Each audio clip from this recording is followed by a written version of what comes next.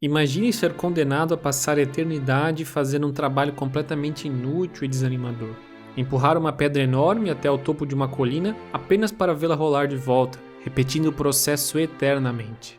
Essa é a história por detrás do antigo mito grego de Sísifo, um astuto rei mortal que tentou trapacear os deuses e foi severamente condenado a uma existência de esforço inútil.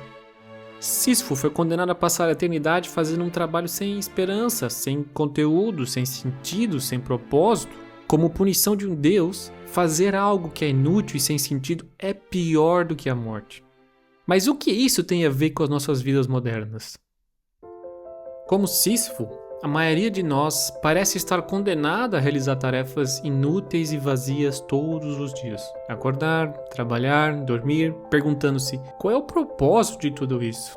Vivemos em um tempo no qual a procura de um sentido para a vida quase se tornou uma obsessão. Esse sentimento terrível de inutilidade que é causado pelo fato de não sermos capazes de ver sentido em nossa própria existência é suficiente para nos fazer sentir inteiramente inadequados. Mas e se essa busca estiver nos movendo longe da real essência da vida? Crescemos sendo bombardeados com a ideia de que precisamos encontrar um sentido ou propósito para as nossas vidas. A famosa pergunta, o que é que você quer ser quando crescer? Se torna o que você está fazendo com a sua vida com o passar dos anos. Imagine estar em uma reunião de família e de repente alguém começa a perguntar: então, qual é o seu plano para o futuro? Por que você está fazendo o que está fazendo? Esse tipo de situação pode nos fazer sentir perdidos e inadequados, como se estivéssemos falhando por não termos todas as respostas para a nossa vida. Numa cultura que coloca o sucesso, a eficiência e a autorrealização como os nossos valores últimos, na era da hiperconectividade e comparações constantes, redes sociais nos bombardeiam com imagens de vida aparentemente perfeitas, aumentando nossa ansiedade sobre a nossa própria falta de direção. Somos incentivados a buscar incessantemente por um propósito, um sentido que justifica nossa existência. Mas e se não conseguimos encontrar esse sentido? E se tudo o que fazemos parecer vazio e sem significado? Veja, aí já se criaram dois problemas. Primeiramente, que eu preciso fazer ou alcançar algo para ser alguém. Ou seja, eu por si só não me basto. Só viver não me basta. Serei definido pelo que eu faço em comparação com o que é previamente esperado pelas normas existentes. E depois, pior de tudo, falaram que a vida precisa fazer sentido. Eu não posso só aproveitar a vida e viver? E se eu não sei qual é o sentido de estar aqui? Como se define isso? Na internet está cheio de materiais, vídeos, técnicas e coaches tirando vantagem dessa armadilha que nos foi criada sobre uma vida de propósito. Religiões, filosofias e um conjunto de regras tentam nos trazer uma definição de sentido pronta, formatada e validada pela sociedade. De fato, é o que a sociedade espera. E aí, eles até mesmo nos dão rotas de fuga, dizendo que tá tudo bem, não precisa se preocupar, porque quanto mais torturante essa vida, maior a recompensa na próxima. E eu aqui, sei lá, só querendo viver a minha vida em paz e trilhar meu próprio caminho. Sem perceber, caímos numa vida medíocre. Medíocre no sentido de mediana mesmo. Talvez pior que isso, por vezes em uma vida fútil, inútil e banal, vagando por aí buscando atender expectativas que não são as nossas. Qual a semelhança desse castigo de Sísifo com as nossas vidas? Quem vive praticamente o mesmo dia várias vezes? No meio de tanto sofrimento ou falta de significado, o que mais queremos é encontrar um sentido. Queremos preencher o vazio de fazer coisas inúteis. Se lhe dermos um sentido, é uma alegria aguentar a dor? Certamente é muito triste levar uma vida cheia de sofrimento, sem um prêmio ou consolo no final nos esperando. Se você acorda de manhã e tem uma sensação de que está vivendo o mesmo dia repetidas vezes, então surge a pergunta se realmente está vivendo ou apenas existindo. Vamos lá, é a mente triste, a mente que está sofrendo que realmente quer fazer sentido. A mente alegre não quer fazer sentido. Ela está se divertindo com o caminho, com a jornada.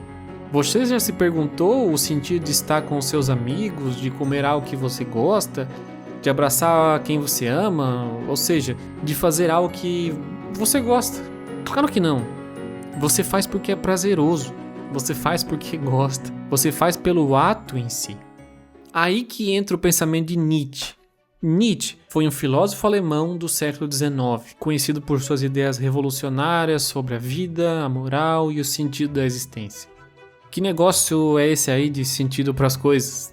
Diria Nietzsche. Nietzsche está no extremo oposto do que nos ensinam a vida inteira. Ele apresenta uma espécie de definição da natureza das coisas que ele chama de eterno retorno. O eterno retorno é uma metáfora que expressa o desamparo humano, o sentimento de que fomos jogados no meio do nada, de um tempo infinito, desse tempo que não tem começo e não tem fim. Nós, fundamentalmente, somos andarilhos, somos caminhantes de um mundo que não faz nenhum sentido. O próprio mundo não tem sentido. E é um mundo que é hostil a nós, é um mundo que não foi preparado para nos receber necessariamente. No eterno retorno de Nietzsche, a vida se repete em cada detalhe. Nas dores, nos prazeres, alegrias e tristezas. Os mais ínfimos detalhes, 1, 2, 3, infinitas vezes. E eu não posso fazer nada sobre isso, porque eu estou no meio de uma série limitada de repetições. Então, diante de um mundo a qual eu estou condenado, diante de uma realidade da qual eu não tenho como escapar, diante de um eterno retorno que eu não escolhi e que se repetirá eternamente infinitas vezes, qual é a atitude que cabe a mim? A revolta? Eu posso me revoltar contra algo que eu viverei eternamente? Infinitas vezes. Sísifo deve se revoltar com o rolar da pedra montanha acima infinitamente? Isto faz sentido? Nietzsche sugere uma postura mais inteligente.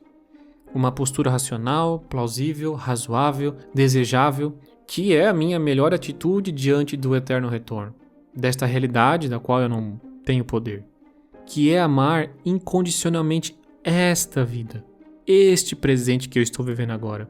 Nietzsche chama de amor fati, amor ao destino. O que é meu de fato? O que é a única coisa que me pertence? Eu não lembro das vidas passadas, não faz sentido também projetar as próximas, mas esta vida aqui é tudo que eu tenho. Cada um de nós pode aceitar a sua pedra e dizer: esta pedra me pertence, com o seu peso, mas também com o momento em que a pedra rola e eu me vejo livre da pedra. Posso descer alegremente a montanha, eu volto e carrego a pedra. Quando abro os braços e festejo a conquista da montanha, a pedra rola de novo. Mas até chegar lá embaixo eu estou livre. A pedra é simplesmente uma metáfora para dizer que há dias bons e há dias ruins. Eu até posso achar diferentes maneiras, novas, esquisitas, todos os dias de carregar a pedra. Ficar me perguntando sobre o sentido, me rebelar contra a falta de sentido, não é uma grande atitude. A melhor atitude é amar a minha pedra, amar o meu destino. Tudo que faz parte dessa vida, minhas dores, meus pecados, meus erros, me faz quem eu sou. Não existe uma pessoa diferente desta que vive isto, que fez isto, que cometeu estes erros e esses acertos. Portanto, Nietzsche propõe uma entrega radical, esta resignação positiva diante da vida. Então eu posso me perguntar, o que eu coloco no lugar dessa falta de propósito ou sentido da vida? O que Nietzsche está nos dizendo é que a própria vida é o que colocamos no lugar. Nietzsche chama isso de vontade de potência.